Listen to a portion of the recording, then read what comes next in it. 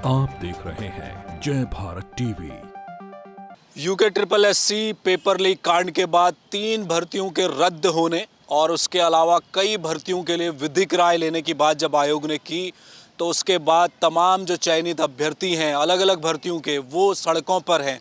लगातार पिछले 1 हफ्ते से आप देख रहे होंगे कि देहरादून की सड़कों पर लोग, जो युवा चयनित युवा हैं, वो अपना अपना दर्द लेकर निकल रहे हैं। सबका अपना अपना मसला है। करीब 7 भर्तियां ऐसी हैं जिन पर विधिक राय लेने की बात आयोग ने किया है। जिस तरह से स्टेनो के जो चयनित अभ्यर्थी हैं वो परेशान थे, हमने आपको अभी दिखाया भी। अब ऐसे ही चयनित अभ्यर्थी हमारे कनिष्ठ सहायक के हैं। 700 से ऊपर इनके पद हैं पूरे प्रदेश में, और इनको इस बात का विश्वास था कि एलटी परीक्षा को हरी झंडी मिली है, उसके बाद इनकी सबसे बड़ी भर्ती थी, इसको भी हरी झंडी मिलेगी, लेकिन ऐसा हुआ नहीं। आयोग ने गेंद शासन के पाले में डाल दी है। अब सरकार के स्तर पर तय होना है कि वो कौन सी ऐसी विधिक राय है जो आयोग को मिले, और वो मिले तो ये आगे अपने भविष्य की तरफ देख पाएँ। हम बातचीत करेंगे। हमारे साथ ये वो युवा हैं जो कनिष्ठ सहायक भर्ती के चयनित युवा हैं। प्रदेश भर में इनकी संख्या 700 से ज़्यादा है। आपका क्या नाम है? सर मेरा नाम है सर भगवती प्रसाद। सर हम कहाँ से हैं भगवती? जी सर, मैं सर देहरादून से हूँ, रानी पोखरी।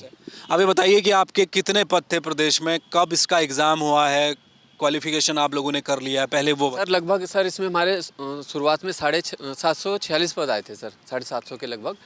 और सर मार्च 2020 में हमारी विज्ञप्ति आई थी, ठीक है सर। अभी तक लगभग इसको 3 वर्ष पूरे होने को हैं सर विज्ञप्ति को। और सर हमारी प्रक्रिया भी आगे चल रही थी, लेकिन सर कुछ समय पहले जो प्रकरण हुआ है और उससे सभी छात्र बहुत व्यथित हुए हैं, क्योंकि कुछ भर्ती जिसमें हमारी भी है उसको सर विधिक राय के लिए भेज दिया गया है, यानी कि आयोग की तरफ से अब प्रशासन के हाथ में, विधि सचिव के पास। तो सर हम एक तरीके से फुटबॉल बन चुके हैं सर। हम अपनी व्यथा अगर कहना चाहें तो मैं आपका भी धन्यवाद करूंगा कि आपने हमारी बात को आप उठा रहे हो, और हम सड़कों पर भटक रहे हैं सर। 3 साल सर हमारी भर्ती को हो चुके हैं, और हम ये चाहते हैं सर इसे पंचवर्षीय योजना में न बदला जाए। सर हम इतना इसमें परेशान हो चुके हैं, हम चाहते हैं इसमें शीघ्र जो है आयोग के जो चेयरमैन साहब हैं वे इसमें अतिशीघ्र निर्णय लेते हुए इस भर्ती को अधिक विलंब ना करें, और इसको भर्ती को 10 या 15 दिन के अंदर हमें जो है अभिलेख सत्यापन की तिथि निर्धारित कर दें। इसको कानूनी पेंच में मतलब न फंसाएं, हम केवल इतना चाहते हैं। क्योंकि सर अगर हम सचिवालय भी जाते हैं, परसों हम सचिवालय गए थे तो सर हमें 2 घंटे तो सर वहाँ पे परमिशन लेने में लगे, ठीक है सर। तो सर हम इन चीज़ों से सर बहुत व्यथित हो चुके हैं, और ये भी सचिव साहब से मिले थे, ठीक है सर, ये आपको बताएंगे। जी सर। तो ये आप मुझे एक बात ये बताइए कि जो जांच आयोग, यूके ट्रिपल एससी ने एक जांच समिति बनाई थी और उसमें तमाम भर्तियों का उन्होंने इंस्पेक्शन किया, जो भी जांच की होगी पिछले 1-2 महीने में, तो क्या उसमें तो कोई दिक्कत नहीं है? कोई इसमें कोई घपला घोटाला हुआ हो कनिष्ठ सहायक में, ऐसी कोई बात नहीं आई है? केवल विधिक राय की बात की जा रही है, यही है क्या सच्चाई? जी सर मैं एक्चुअल में ये कहना चाहता हूँ कि जिस समय जांच का प्रोसेस चलता है, जब आयोग के द्वारा 3 सदस्यीय कमेटी गठित की गई, तो सर ऐसा होता है कि जिस समय जांच प्रोसेस चल रही है तो हमारा जितना हो सकता है हम आयोग से ही पूछ सकते हैं, या हमारा माध्यम मापक जो होता है वो मीडिया होता है।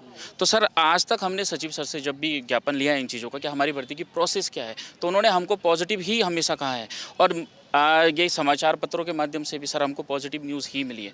आज तक जब से भर्ती का प्रकरण, जब से जांच का प्रकरण चल रहा है, अभी तक हमारी भर्ती में कोई दिक्कत नहीं है सर। इसीलिए हम कनिष्ठ सहायक के जो बच्चे थे, हम सबसे ज़्यादा इंश्योर थे कि जिस दिन एलटी को क्लीन चिट मिली थी, और मतलब एक अनएक्सपेक्टेड ही वो चीज़ थी, क्योंकि अगले दिन प्रेस कॉन्फ्रेंस होनी थी।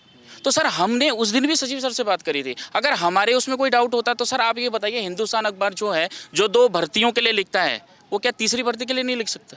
इसका मतलब ये है कि हमारी भर्ती में कुछ था नहीं, लेकिन हमको विधिक राय के नाम पर अटका दिया गया। सर हम एक स्टूडेंट है, हम ये प्रशासनिक शब्दावलियाँ नहीं समझते, हम सिर्फ ये सोचते हैं कि हमें उत्तराखंड में हम रह रहे हैं, हमें पढ़ना है और हमें मेरिट में आके सिर्फ नौकरी मिलेगी।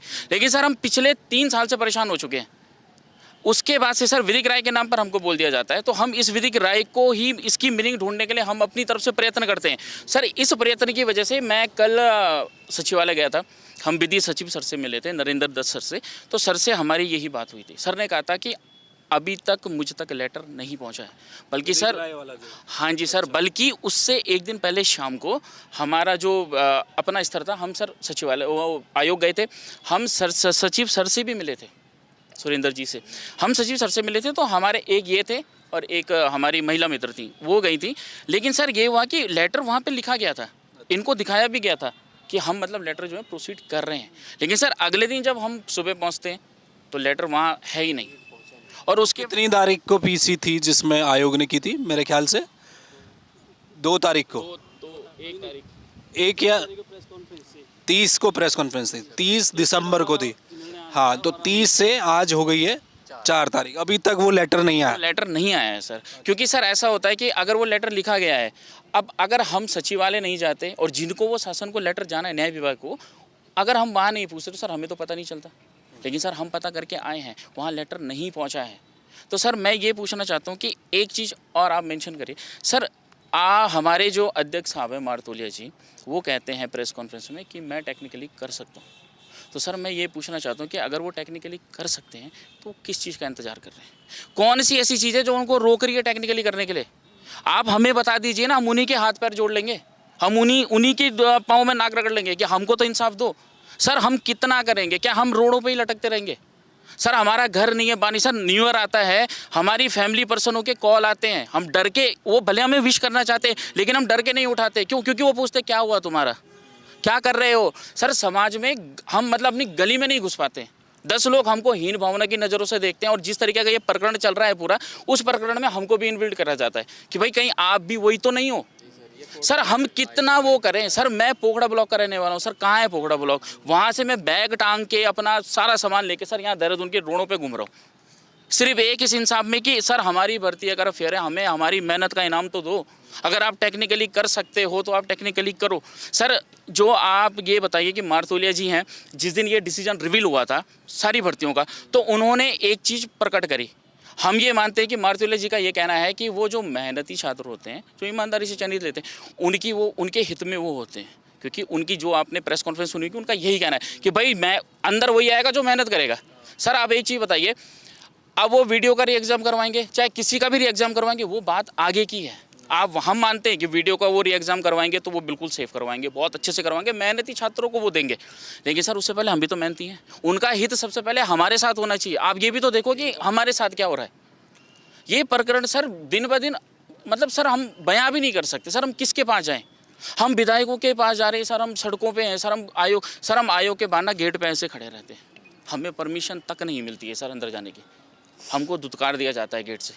जो परीक्षा आगे होने वाली हैं या अभी पटवारी एग्जाम जो अभी आप बात कह भी रहे थे, तो उसका क्या है? आप लोग तैयारी कर पा रहे हैं या किसी दूसरी भर्ती परीक्षा के लिए क्या आप सोच रहे हैं? सर आप एक चीज़ बताइए, हमने सिलेक्शन लिया है सर, हम सेटिस्फाई कब होंगे?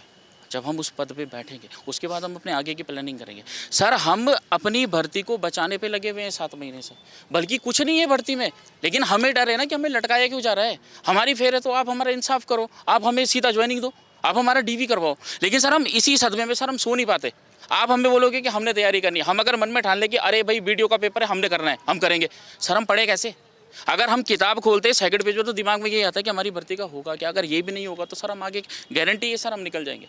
आप सर ये बताइए, जो बच्चे 1.5-2 साल से तैयारी कर रहे हैं, जब से यहाँ एग्ज़ाम नहीं हुआ है, सर हम उनको कैसे कंपटीशन दे सकते हैं? हम कैसे कर लेंगे उनसे कंपटीशन पर? हम तो वहाँ भी भारी हो जाएंगे ना सर। हम कैसे करें? हमारा पटवारी सब बर्बाद हो चुका है, हम किसी एग्ज़ाम के लायक नहीं रहे सर। हम एक भर्ती के चक्कर में अपना कहते हैं ना कि सर्वस्व तक लुटा दिया है, हमारे पास कुछ बचा ही नहीं है। आज सर हमें घर में जाने में शर्म आ रही है, हम अपने माँ बाप को क्या चेहरा दिखाएं? कई लोग हैं, ये हमारे साथ के हैं, इनके एक फादर को खुद कैंसर हो रखा है, हॉस्पिटल में एडमिट है। उस दिन LT वाले एक हमारे मित्र थे जिनके पापा एक्सपायर हुए थे, उन्होंने क्या कहा था कि मेरे पापा की आखिरी इच्छा थी, आखिरी विश थी कि मेरे बेटे की ज्वाइनिंग हुई कि नहीं हुई, लेकिन वो उनकी ज्वाइनिंग देखे बिना मर गए।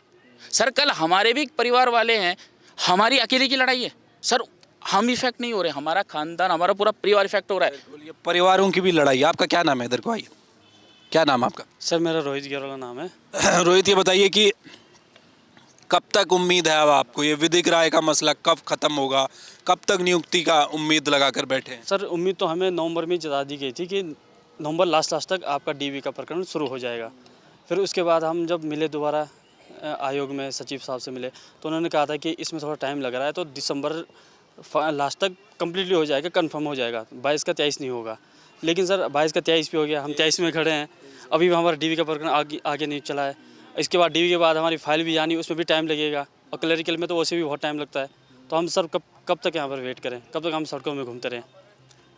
बिल्कुल, तो ये दर्द है, सबका दर्द एक जैसा है। जितने भी बेरोज़गार युवा हैं, कल ही एक आंकड़ा आया कि उत्तराखंड में बेरोज़गारी दर बढ़ रही है, सड़कों पर भीड़ लगातार बढ़ती जा रही है। पहाड़ों से युवा देहरादून, उधम सिंह नगर, तराई के इलाकों में तैयारी के लिए आते हैं, वहाँ साधन नहीं है। पैसा खर्च करके 5 साल अपने जीवन के गोल्डन टाइम को इन्होंने दिया है, उसके बाद एक एग्ज़ाम को पास किया है, और उसके बाद जब नतीजा इस तरह से सामने आएगा तो युवा पीढ़ी कहाँ जाएगी, ये सबसे बड़ा सवाल है। अब आयोग कहता है विधिक राय ली जाएगी, वो विधिक राय, उसमें कितना आयोग आप कितना उसको सजग है, इस बात का अंदाज़ा लगाया जा सकता है। जो बातचीत हुई है अभी इन युवाओं से, उससे मुझे ऐसा लगता है कि वो अभी तक वो फाइल ही नहीं चली है आयोग से, विधिक राय का वो पत्र ही नहीं लिखा गया है शासन को। तो कब जाके वो पत्र लिखा जाएगा? देहरादून में एक दफ्तर से दूसरे दफ्तर सचिवालय पहुंचने में कितना वक्त लगता है, वो अभी तक वो पत्र नहीं लिखा गया विधिक राय वाला, वो शासन को नहीं मिला। वो आएगा, वो फाइल कब तक धूल फांकेगी सचिवालय में, इसकी भी कोई गारंटी नहीं है।